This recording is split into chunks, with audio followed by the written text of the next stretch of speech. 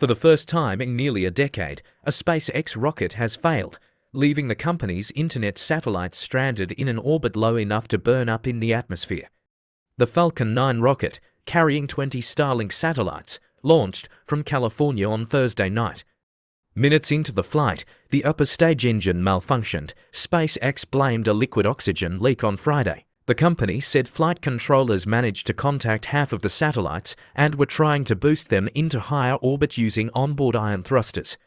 However, with the lower end of their orbit just 84 miles (135 kilometers) above Earth, less than half the intended altitude, the company stated on X, it is unlikely that our maximum available thrust will be sufficient to successfully raise the satellites. SpaceX said the satellites will re-enter the atmosphere and burn up.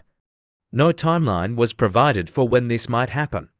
Currently, over 6,000 Starlink satellites orbiting the Earth provide internet service to customers in the most remote corners of the world.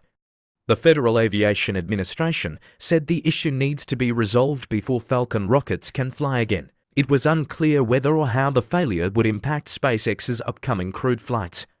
A space mission featuring the first private spacewalk is planned for July 31st from Florida, followed by a NASA astronaut flight to the International Space Station in mid-August.